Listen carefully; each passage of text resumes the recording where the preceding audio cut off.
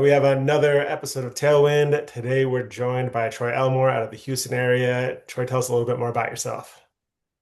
Hey Austin, it's good to be on here. I am a 23-year Sandler guy down here in lovely hot Houston, Texas, for the most part, and been in sales since 1993 when amazingly enough graduated with a mechanical engineering degree, never used it, and went into sales and then purchased this office in 2003. I've been doing it for 23 years and every single day learning and going to keep doing it as long as I'm relevant and can. Yeah. Mechanical engineering, that's a hard degree. And then to not use it, why'd you pick sales instead? It's funny. This is when I went to college, my dad, I was like, hey, what can I do? And he said he worked at a plant down here in Houston. I know that's kind of crazy. It's a lot of, chemical plants.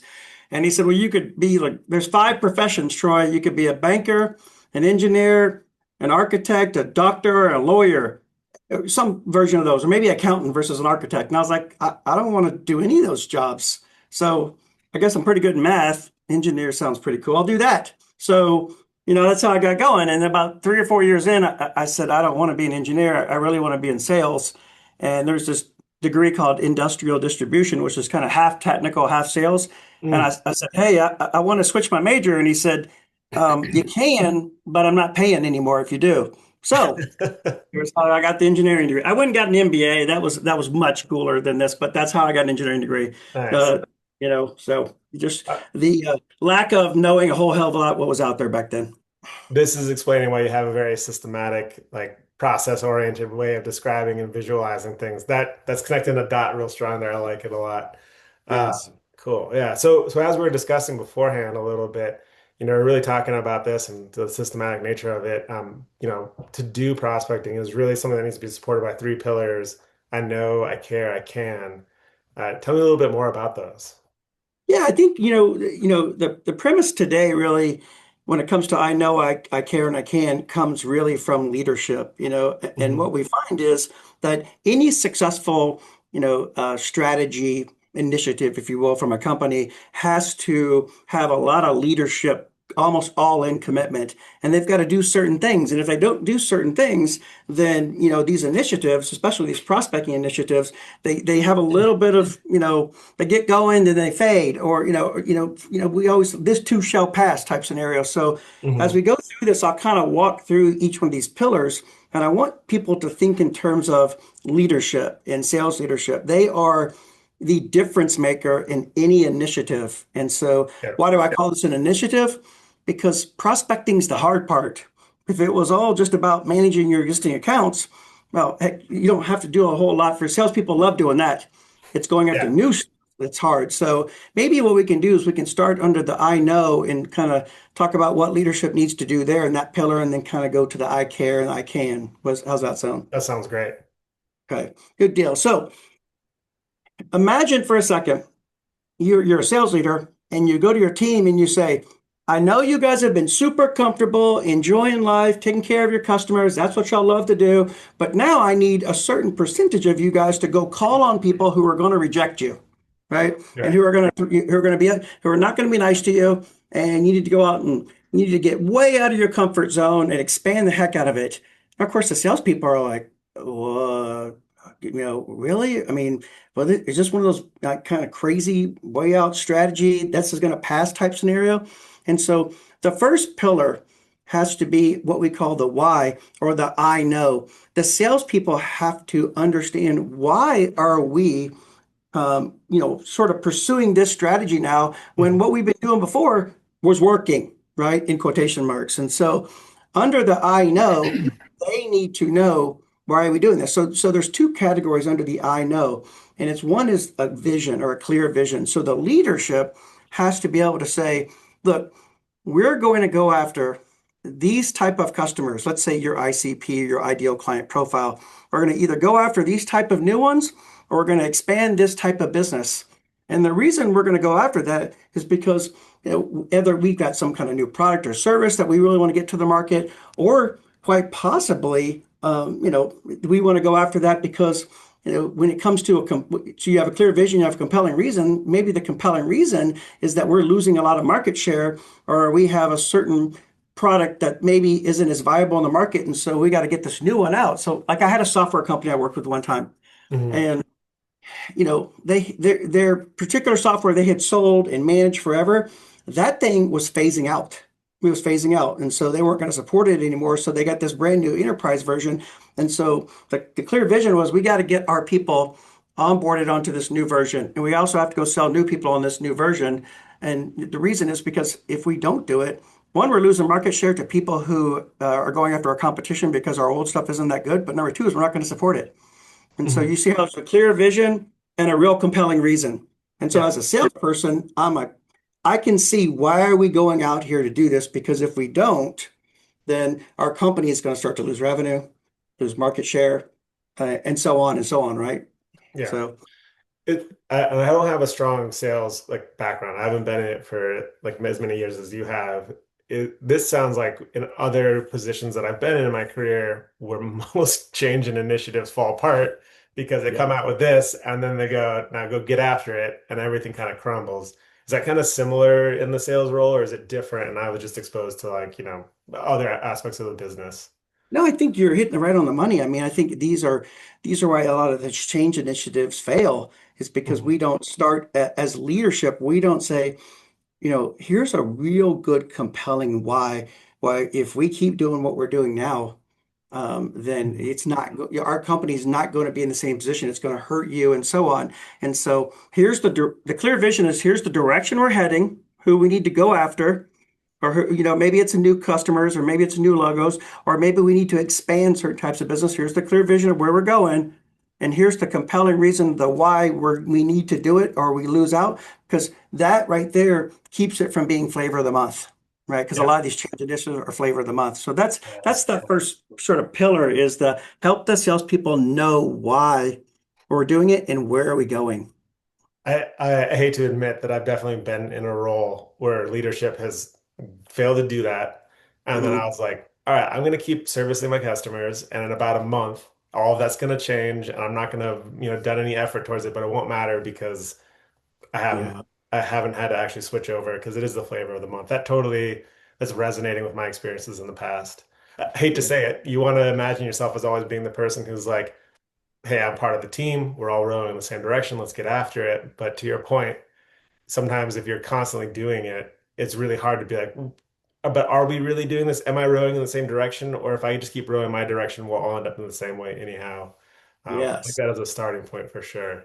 I can tell you too. I mean, if you've done this a couple times and you've gone after, say you're trying to expand your existing customer base and you're going to get them to look at a new product or service, and then that initiative kind of goes down the tube. You can only do that a couple times and you start to blow, all this political capital you started to build in, Yeah. in that particular account. If it's a brand new logo, they don't really know any different. But I mean, if you've been like, I know I've blown some serious political capital trying to go after some initiative that didn't really have the staying power, nor were we ready for it. And so, Mhm. that's that. So you kind of go, well, I'm going to step back and wait now because I don't really see that. Why are we doing this? And what's the real what happens if we don't do it? In my mind, I'm trying to figure that out because I don't want to, these relationships I've built over time, I don't want them to get ruined. That's only when I'm trying to expand my business with an existing customer versus a new logo. But I may not also want to blow that one too. Or the first time I'm going out, we're trying to introduce some kind of new software or some new product or service that now wasn't vetted very carefully. We weren't ready for it. And Yeah. then I get killed, and then I don't have a chance to get back in very easy. Yeah. Now, in the situation where, let's say I'm sitting in my seat and I've blown my political capital, and I'm like, oh, all right, well, I didn't have the framework. I didn't, I wasn't sure what to do. But now I'm kind of like, oh, well, am I just screwed? Or like, do you have any recommendations or advice on how to start navigating it to get back to the structured approach that actually is going to start following through? And I'm sure once you follow it, you're going to start gaining a bunch back, or do you need to get it all back? I'm just curious, like what you'd say is like next Well, steps. I think vulnerability doesn't hurt a whole lot. Look, Yeah. this is an initiative that, that we had as a company. I came to you because you're one of my great customers to, kind of put you up, at the top. I probably should have done a better job of telling you this is something that's a new initiative. Mhm. Maybe we're beta testing it, if you will. In software world, that's a beta test, but you can do the same thing with a product or service, right? I Yeah. think, I think, going back and falling on the sword. But then also if you're going ahead to do it again, that you're pretty open and honest about the fact that, hey, you are in a beta group, you're in this group, we're trying to go down this path. We feel like it's going to help you, and we're trying to bring it to you because you're a great customer, but know fully well, if you feel like if this doesn't work, it's going to make you look bad, then we don't want to do it, right? If it's going to hurt you guys. So I think that's the really only way you can do it. Yeah, that makes sense. I'm all about the ownership stuff. I haven't met a person who didn't like appreciate somebody being like, all right, my bad. I take the blame. If you start pointing the finger at other people, I think that's when you lose it completely. But I'm with you on that one. Yes. I guess one more thing to add on that. We talk about the salespeople need, it's under the I know pillar. The leadership has to have a clear vision, but also they need to, have a good compelling reason to go after this vision. Because if you don't have a good compelling reason, like, hey, we're losing market share, or this particular software is not going to be served, is not going to be supported anymore, or we're phasing this out, or hey, our competition's coming up, killing us. If you don't have a good compelling reason, then what they see is they see something that doesn't feel very urgent. Hmm. It's like it seems like, oh, yeah, I got it. I see the vision, but do we have to do it right now? So you have to have a vision and it has to be a compelling reason why we're going after that vision. Yeah.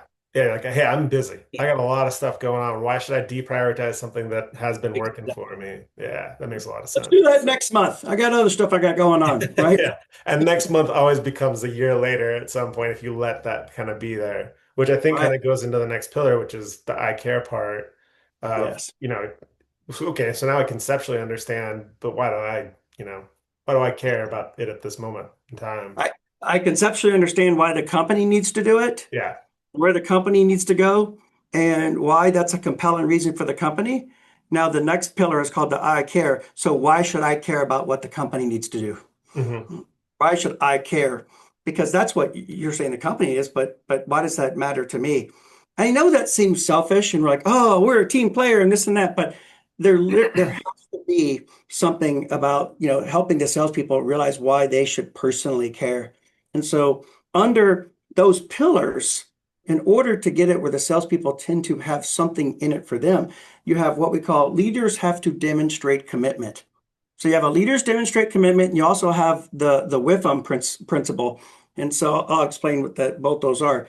So in order for me to care as a salesperson, I need to see my leaders committed to doing the things it takes that I have to do as well.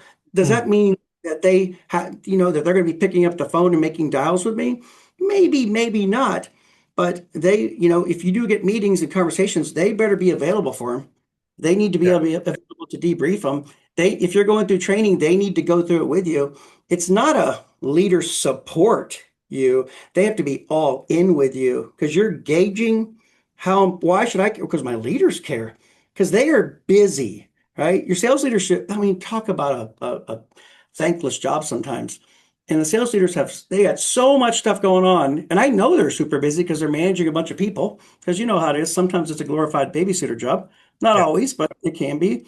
And if I see my leadership putting in the time and the effort to learn, get better, help me, wow, they're committed. They're Yeah. really committed.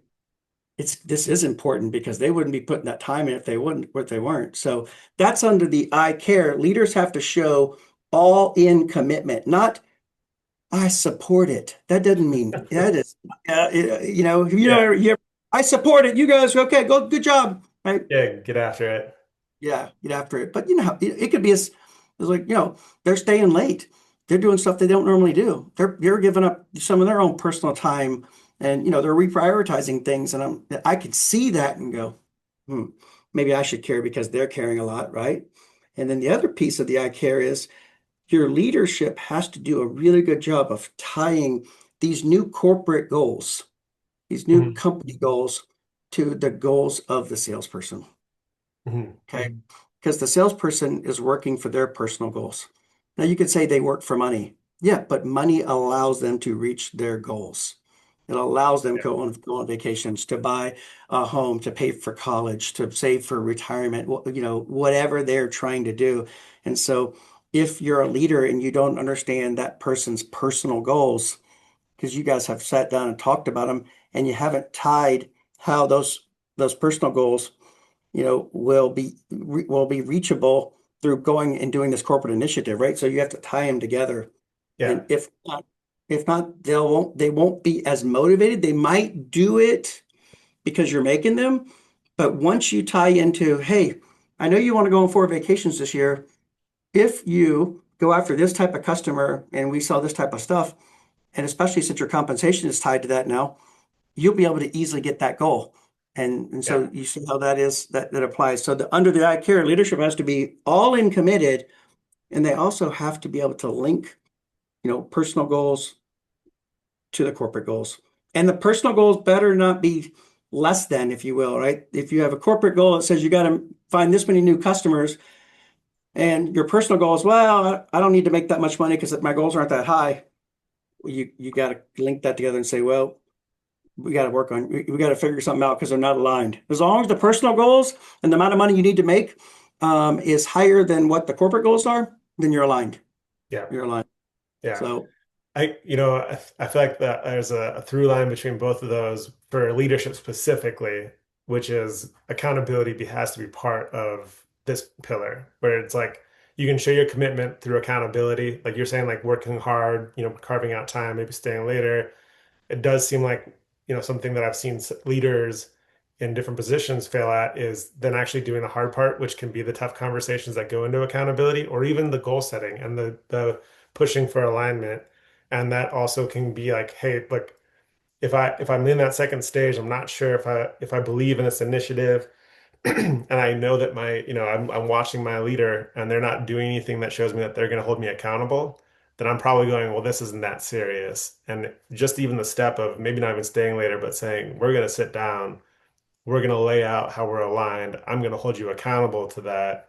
yes. What seems like not the end all be all of what that step is, but like a really strong way to be like, how do I take this, you're listening to what Troy's saying, and then go, I can go apply this today immediately without having to think too much about it. Yes. And I'll talk a little bit about accountability in the I can pillar, but you're exactly right. But they are it's like watching mom and dad, right? Yeah. Do as I say, not as I do type scenario. It is not that far off from they have to see how committed you are. And so if you're a leader and you're saying, well, that's just what executive leadership wants, we're going to kind of see if we're not going to quite do all that stuff. I mean, you're killing right there. I mean, Right. that little Yeah. thing. They're going, no, it's not that important. And then again, if they don't see how this is going to help them reach their personal goals, the salespeople, if leadership isn't helping the salespeople see how they're going to reach their personal goals, then they're going to be like, it's not really worth it to me, you know. Yeah. But so that's really where it comes down to. It's some simple ideas that can make a very successful change engagement, Hmm. or just one or two little things that are missing, and all of a sudden now we're not getting the momentum we need to get on this change initiative. Yeah. Well, change is hard. For the most part, most people don't like it. And I think it's very complex, but I'm a big believer in simplicity solves complexity. And so Yes. having these very like you just have to do this part and you have to do this part and these things will start to you'll have to navigate them as they come up. But if you have those approaches in place, that'll really make it easy. Yeah, So help get that vacation you want. You wanted 4 vacations this year. This is yeah. gonna help you do it. Unless that's not that important anymore. Oh, it's important. Okay, well, this is how this aligns together. Yeah, and you were mentioning so that accountability, is part of the I care, but is more of a part of the I can. Is that correct? Yeah, I think it blends a little bit more into the I can. I care is me as a leader, being committed to growing myself, but also, committed to understanding you and holding you accountable means that you can see that you should care because I care. But then accountability also has a process piece to it. And Hmm. so you have the I know, which is clear vision, compelling reason from leaders. If I'm looking from the salesperson perspective, then why should I care? Oh, because my leaders are super all in committed.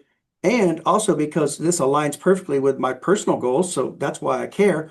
Now I got to figure out, now can I do it? Wow, can Yeah. I do I have the ability to do this? And because especially if I haven't done a lot of prospecting lately and I've been, hanging out with my accounts for the last few years, I just got out of practice, right? Prospecting is something you have to practice. It's not something, I don't have to practice a whole lot of, hey, how's it going? Everything going okay today?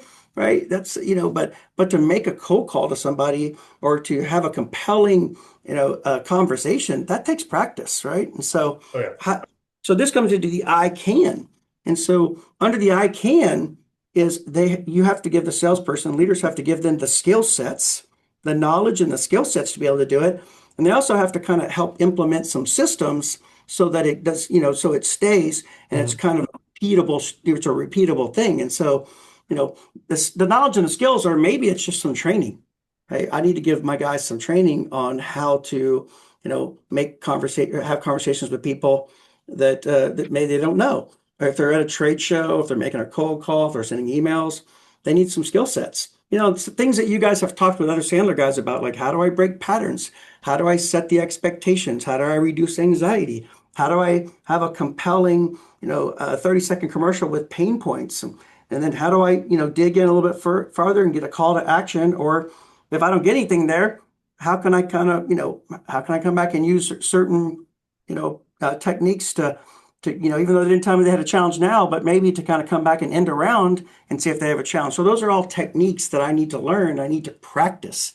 And Yeah. so they got to learn it and practice it until it becomes muscle memory. So that's under the I can knowledge and skills section, right? And so does it make sense?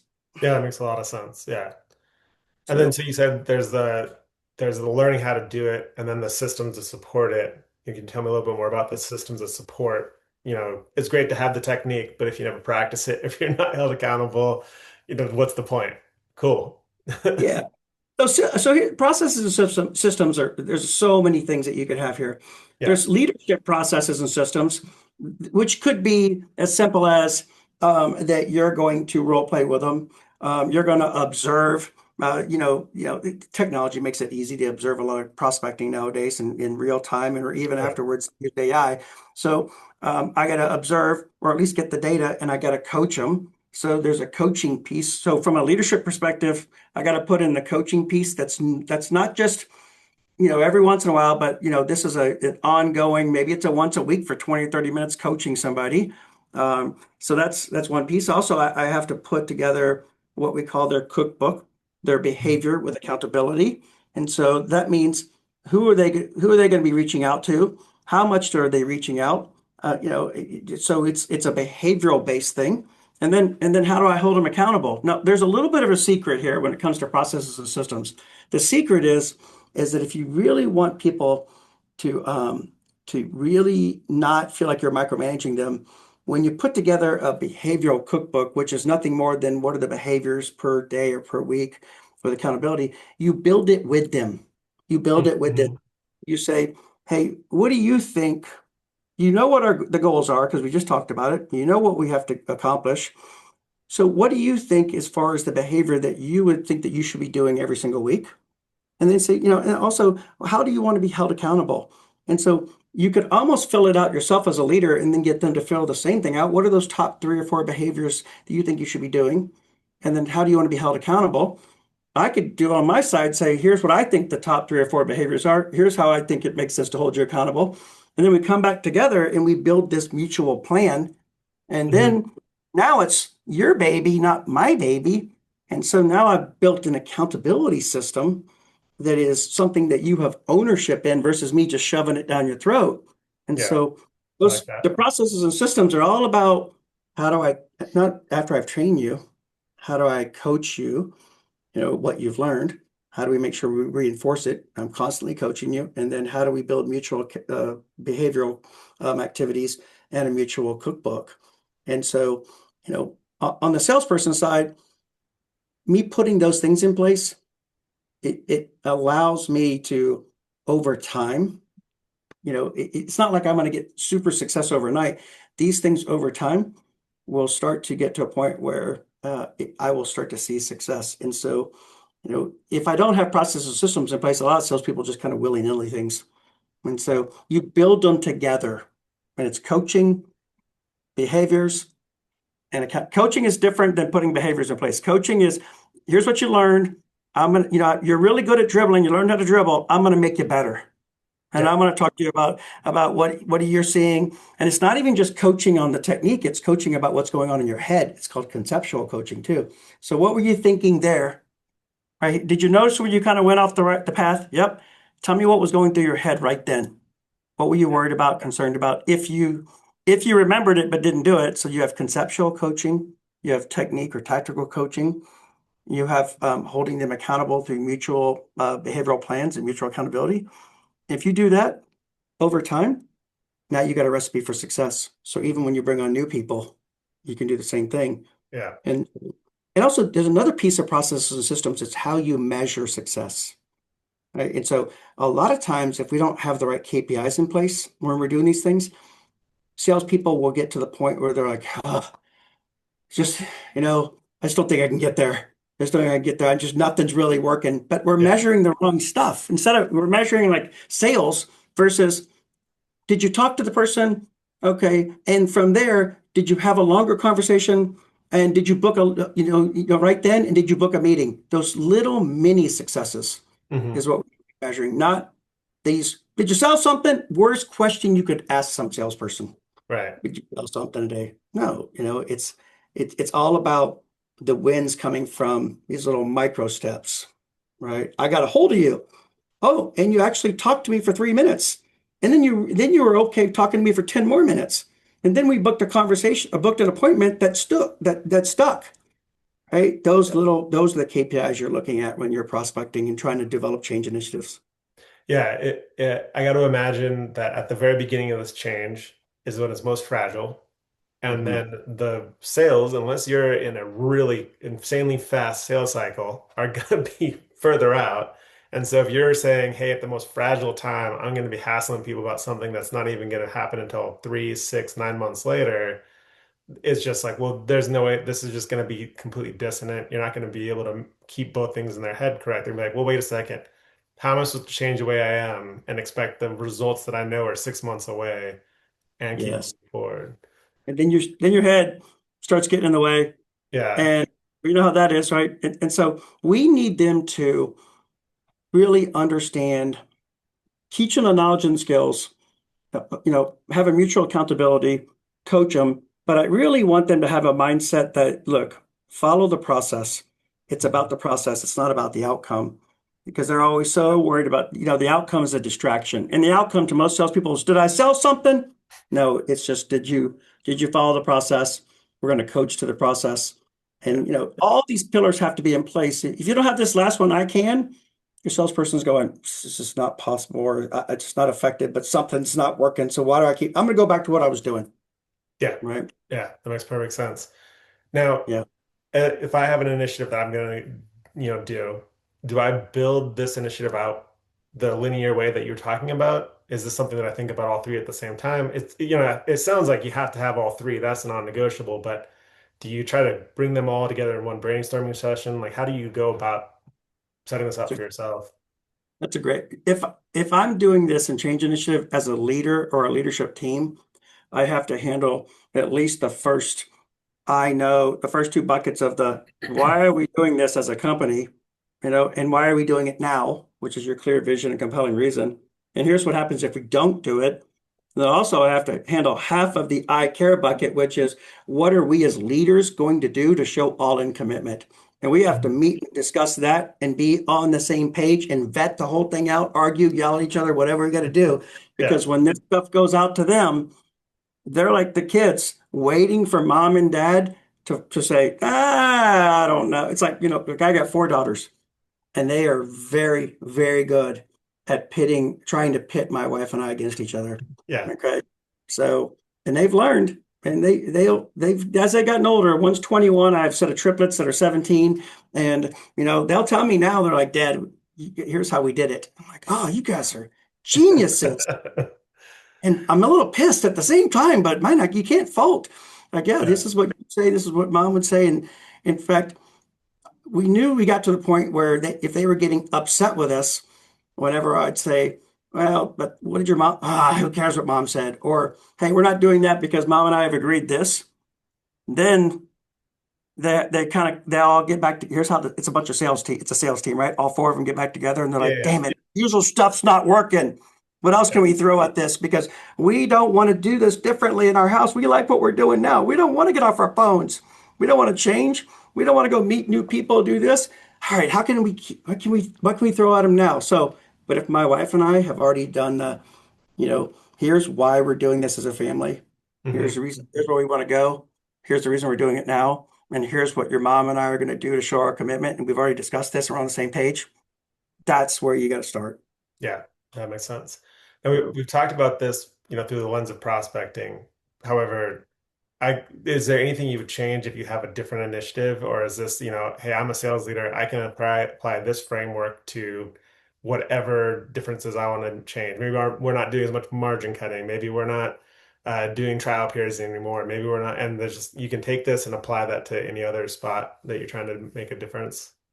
I don't, I think it applies to so much change, Yeah. to all change. I've seen it.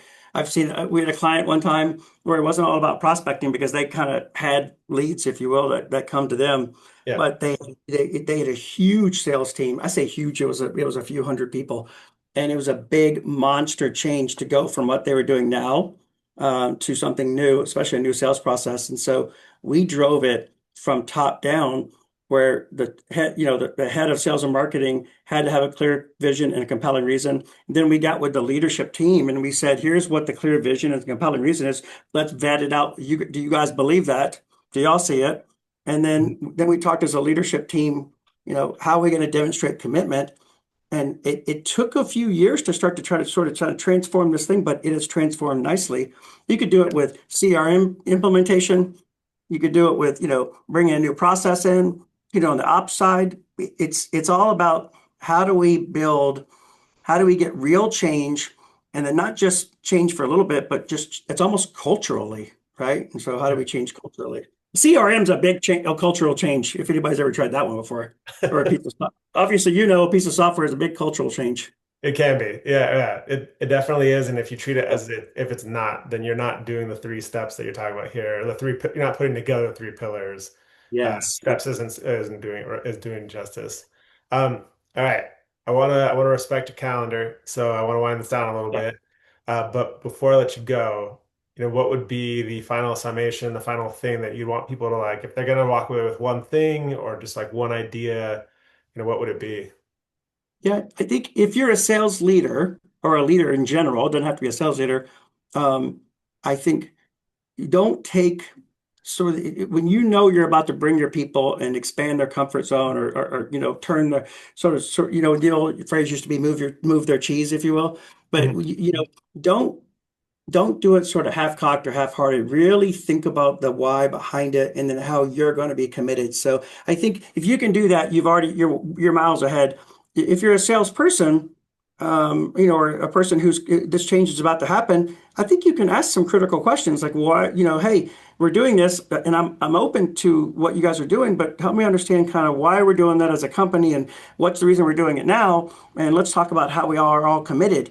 Because if not, you're going to potentially have a lot of bitterness and resentment if you don't see your leaders, having the Mhm. same type of commitment and the same type of direction and motivation that you do. And that's the last thing you want because you either it's worse to have, it's like the old thing, have someone train somebody. Everybody's always worried about training somebody and then they leave.